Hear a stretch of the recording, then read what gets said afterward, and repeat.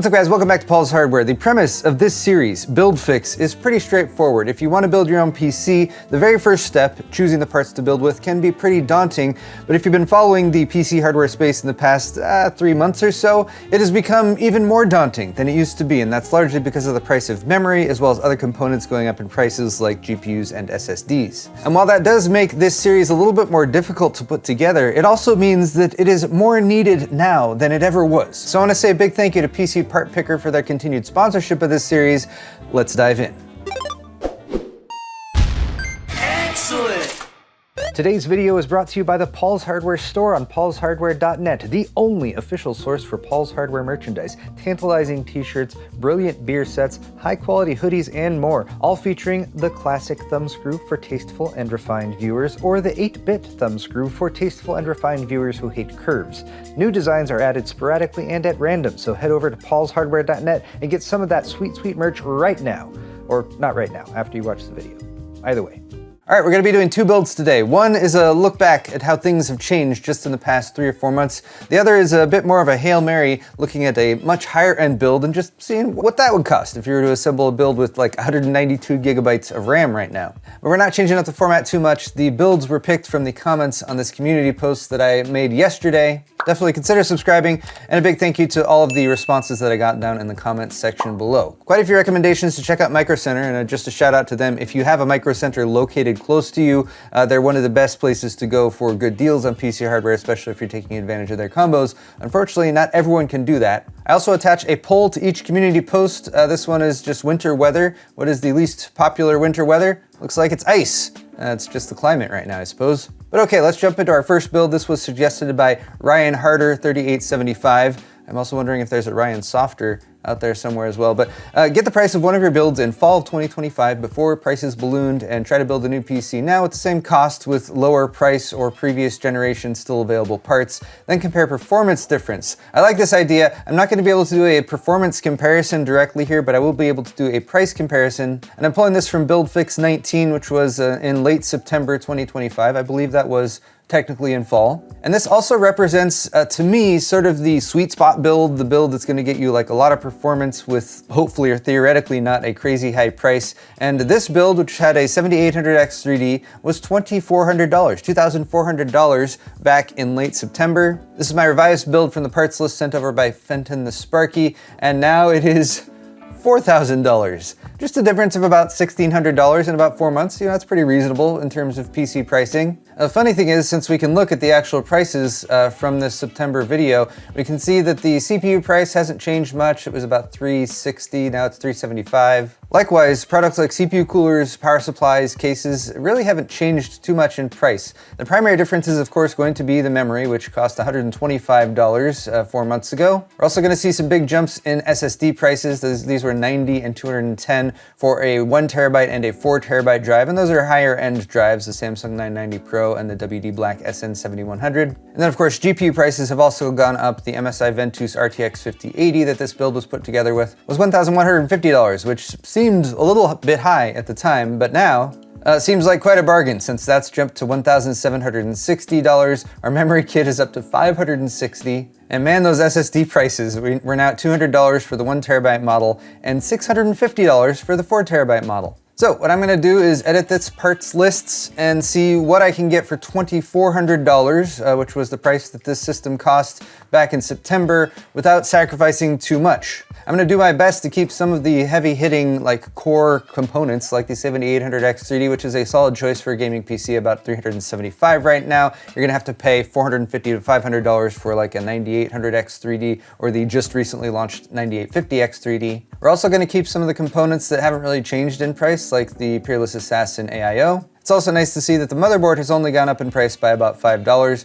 We're of course going to get rid of this memory kit. We're also going to remove these ridiculously priced SSDs, because obviously those are jacking up the price quite a bit. And unfortunately, I don't think we're going to be able to stick with an RTX 5080 for this build, especially with it costing more than what a 5090 should cost, even though 5090s cost way more than that too. And then for the case and the power supply, I'm gonna leave those as is for now. I might swap them out if we're just really in need of like shaving off another 10 or 20 or 50 bucks. But here we are, we're at $824-ish, so that gives us about, I want to say, $1,600-ish to work with to get ourselves a memory kit, storage, and video card. So my first inclination is to look at 2 terabyte to 4 terabyte drives just to see what the price per gigabyte is going to be. We're looking at M.2 2280 SSDs, which should pretty much give us your NVMe options that are out there. And while we do have a lot of out-of-stock options for what would be the more reasonably priced choices down here, we're looking at about 8 to 9 cents, maybe 10 cents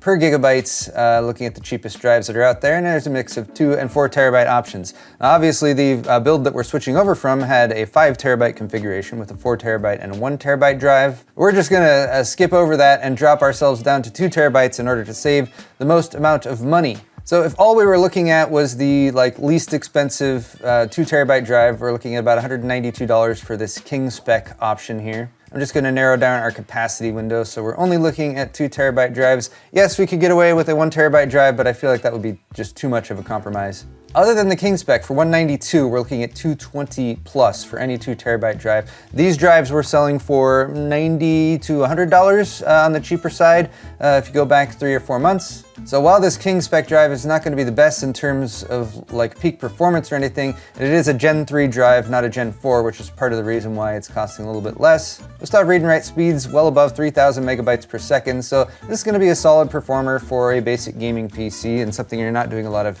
heavy lifting with in terms of video editing or something like that. So there is our first compromise. Our price is now at just over $1,000, and we need to get memory and a video card. So here's our memory list of what's currently available. I'm filtering for DDR5 6000 speed or better, and we're looking for a 32 gig kit because that's what the build had 4 months ago, and we're going to need to spend at least $326 for that configuration. That's for a CL36 kit, which isn't terrible. Definitely better than the CL52 or whatever that one is. And we've even got a CL30 kit down here for $350. And without spending too much time digging through those options, for $326, this seems like the best bet right now because the cast latency is reasonable. It's DDR5 6000, it's got AMD Expo. It's a Crucial kit too, which means that, the value is probably going to continue to go up since Crucial is going the way of the dodo. So we will add that, and we will see what's left over. And with our total being $1,342 right now, we have a little over $1,000 to work with, which again, in the not too recent past, I would have said we could drop a 5080 in there, no problem, not really suffer too much from these recent price increases outside of paying way more money for the memory, and of course starting out with 2 terabytes of storage rather than 4. But that would require there to be a RTX 5080 available for around its MSRP of $1,000. And while this isn't as bad as I was expecting, we have one for less than $1,300 with the Gigabyte WindForce SFF. But see, that's why we reality check and look at actual stock. It's not available, and the next one up is $100 more money. So that's the Asus Prime. At least you can buy this one straight from the Asus store, but this would definitely put us up over the price goal that we're aiming for of $2,400. And so we must compromise. Let's see what 5070 Ti pricing is currently. Here the cheapest is the Asus Prime model as well, selling for $900, which is more than the MSRP of $750, but it does at least look to be in stock at Best Buy for that price. Let's just verify. All right, cool, asterisk. Relatively cool. That one is available for $900. It's not the best price, but at least it's not over $1,000. We'll add that to cart. And there you go, there's the updated build. It's not super exciting, but it is closer to $2,250 than it is to $2,400. Of course, we've compromised on a slightly slower memory kit, also doesn't have RGB. It also isn't white to match the rest of the build, but when you're trying to go for the best price, going for everything matchy-matchy, it hurts your ability to do that. We've taken a big step down in terms of the storage configuration. We still have a functional, usable 2 terabyte drive that'll get us by for a while, but it is a Gen 3 drive versus the Gen 4 and Gen 5 options that we had before. And then we've gone from an RTX 5080 16 gig down to the 5070 Ti 16 gig, since that is the one that fit within the budget for $900. I should point out here for any of my Radeon fans out there who are getting mad at me for not even considering that, Yes, you should also consider perhaps a Radeon RX 9070 or a 9070 XT. Those are both 16 gig cards, and in particular the 9070 XT gives the 5070 Ti a run for its money. And while these have also gone up in price compared to a month or two ago, you can at least get the 9070 for $600, $50 up over its MSRP. The 9070 XT at the cheapest is going for $720. So there is my reasonable asterisk example of a mid to upper end gaming PC at the beginning of 2026, costing you over $2,000, but it is at least a solid system overall that you're going to get for that much money. It just sucks that everything is costing so much more than it was 3 or 4 months ago, and that you might have to make some compromises versus what was available back then. Our next build request comes from Dat Sweet Sansa Booty, so obviously we're getting some overlap here with the Free Folk subreddit, I imagine.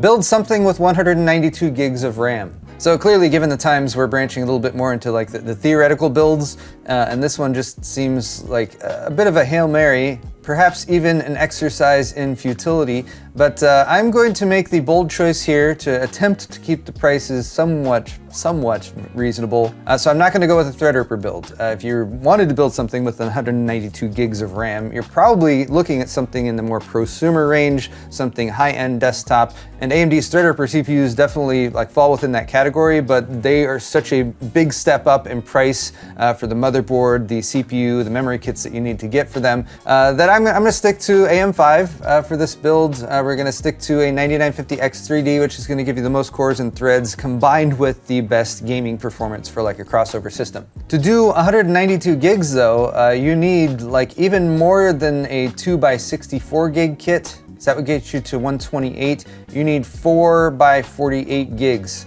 right there. You can see our list immediately went away because I don't think there's a lot of memory kits that fit the bill here. This is horrible. Well, as you can see, there are 2 kits that actually match those specs available, currently listed and in stock on PCPartPicker. And you know, the Zeta R5 Neo from G.Skill, in terms of the speed and latency and everything, would totally be the kit I would like want to go for. They were supposed to cost $1,000. These aren't even being listed as like not in stock or anything like that. It's request a quote.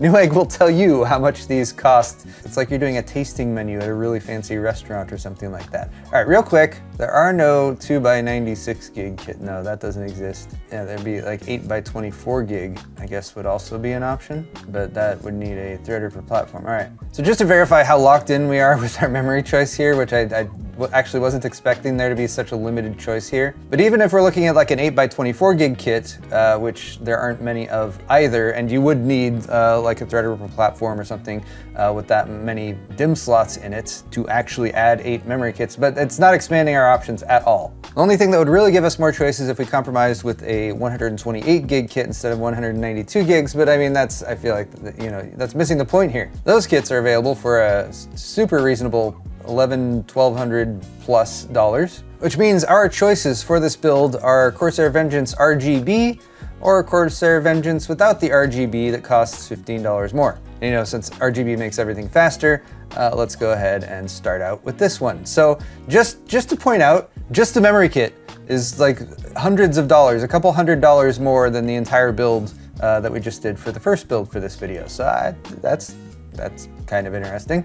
Obviously, you're going to want to pair this with the highest core and thread count CPU that's available on the platform that you're building on. Since we're on AM5, that's the 9950X or the 9950X3D. Going with the X3D because we want this to be a good gaming system as well, and that one's $644. There's rumors of a 9950X3D2, and if that launches sometime soon, like totally upgrade to that with this build. Since we're working with a higher core and thread count CPU with a higher TDP, I would say an AIO is definitely going to be a solid choice here. Just don't spend too much money on an AIO. 360mm AIO you should be able to find for at most $100 to $150. And as you can probably see here, like Thermalright has a bunch of really solid options that are down under even 60 or so. So many of these would be perfectly fine options, but since we have lots of choice choice in the $55 to $65 range. I'm gonna go with the Cooler Master. We used Thermalright for the build before this. And actually one of the AIOs I've been using for the longest amount of time that's still going strong is a Cooler Master Master Liquid unit. So there we go. All right, next we need to fill out the rest of the parts. We're gonna go with a motherboard. For this, I go for B850 if we're trying to save money, but since we're looking at a much higher end build here, given the memory configuration,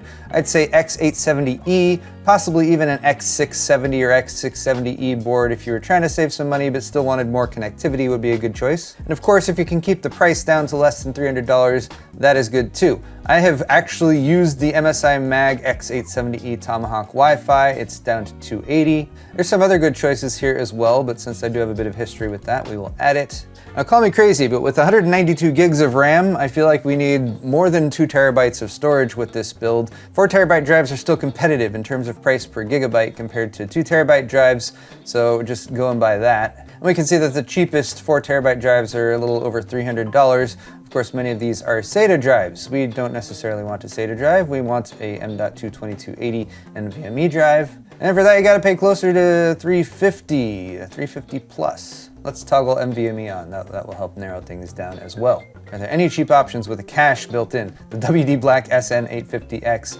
which is $520. That's too rich for my blood. We gotta save some cash for that 192 gigabyte DDR5 kit. So I'm gonna go with, again, the less expensive option here. If all we cared about was capacity, then the Silicon Power or King spec down here would be good choices. I'm gonna go with the MP600 Pro from Corsair. It's a little over $400, which is expensive, but we do have read and write speeds that are in line with its PCIe Gen 4 connectivity. So we will add that to the list. I could of course add more SSDs to this build, but I'm running out of time and the price is already getting close to $4,000.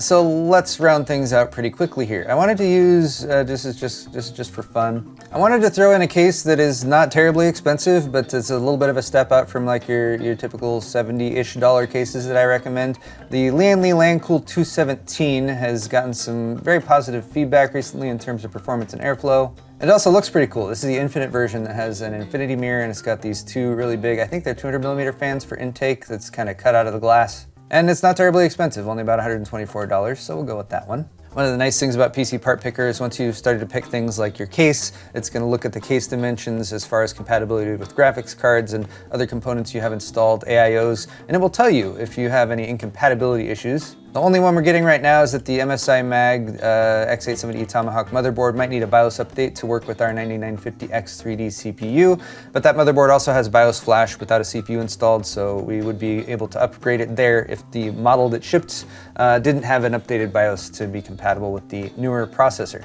So at this point, all we're missing is a power supply and a video card. We can get a power supply for around $100 and then just add the cost of whatever like the cheapest video card is that you might want to install there. So we already saw that that would be about $1,400 to $1,500 for a 5080, probably $900 or $900 plus for a 5070 Ti. If you're looking on the AMD side, you have the 9070 and 9070 XT for $600 or $700, $750-ish or so. So with those options, the total cost of this build would be around $5,000, perhaps a little bit less than $5,000. And for a workstation that you're going to like be ideally getting work done with and everything, that doesn't seem terrible. Of course, the ridiculous premium for the memory is jacking up that price by a lot. I would say going with the 128 gig kit would be much more reasonable and would shave about $1,000 off the price. So this build with something like a 5080 or a 5070 Ti or a 9070 XT and a 128 gig kit for around $4,000 is like within the realm of sanity for me, and that's where I would point you if you're watching this video with the intent to actually build something. For our purposes though, since we're going all out with the memory kit, might as well go all out with the graphics card as well, since it's a theoretical build. What is the cheapest 5090 right now? It is $3,600 for this Aorus Stealth Ice option. But hey, look, it's in stock and ready to buy over at Newegg, so at least it's not a third-party seller or something like that. Of course, this isn't gonna match with our aesthetic. I guess we might wanna switch over to the Lian Li 217 white version of the case. So for $100 more, we've got the Supreme Liquid SoC or the Asus TUF Gaming. Just for the sake of seeing what our total comes to though, I'm gonna go with the cheapest 5090 that we can. And then for a 5090, we want at least the 1000 watt power supply. Since this is a higher end build with more memory and then potentially adding more storage drives and stuff like that, you could go over 1000 watts. I would just say stay away from some of the lower rated options down here. And of course, double check your power supply that's picked with the PSU Tier List. There's a few of these floating around on the internet. This one that I have linked in the video's description is maintained by the Zach Tech Tips community, so a big thank you to them. And just go with like a B or an A rated power supply, or possibly, you can get away with a C as well. For the higher wattage, I'm looking at a Rosewell CMG G5 unit, which has a potentially A rating. This is the limited confidence ratings on this list, but it does have a native 12V2x6 connector. It's 80 plus gold rated. And with 1200 watts, it's gonna give us a little bit more headroom if we want to really max out this build. That brings the total price to $7,613.91. So cash, charge, let me know how you guys are paying for this. But that is a representation of like sort of the premium price that you have to pay for like the high-end gaming experience in 2026, which really sucks. A lot of that is because of course, the memory, the storage, the GPU pricing that's going on right now. But if we're not aiming for the top tier best of the best options, there's a lot more reasonable choices, especially if you're willing to go with like 128 gig RAM setup instead of 192 if you're building a workstation, or if you're willing to go with some of the compromises that I talked about with the initial build for something that's closer to around $2,000 to $2,200. So hope is not lost completely in 2026 if you're building a new PC. But before you do any of this, I want to recommend first, if you have a micro center in your area, definitely check it out. And second, check out the used market. It's a little bit more finicky and a little bit more like your mileage may vary, buyer beware type of situation. But if you're really trying to keep costs down right now, the used market is a great way to get yourself components while not necessarily paying the ridiculously exorbitant prices that are being charged right now for buying new products at retail. But that's all the time I have for this video. If you enjoyed it, definitely hit the thumbs up button and then check the description down below. I'll post links to the builds I put together. And there's also links to my store at paulshardware.net where you can get shirts, mugs, pint glasses, and all manner of high quality merchandise to help support the channel. Thank you guys once again for watching and subscribe if you're not already. We'll see you all in the next one.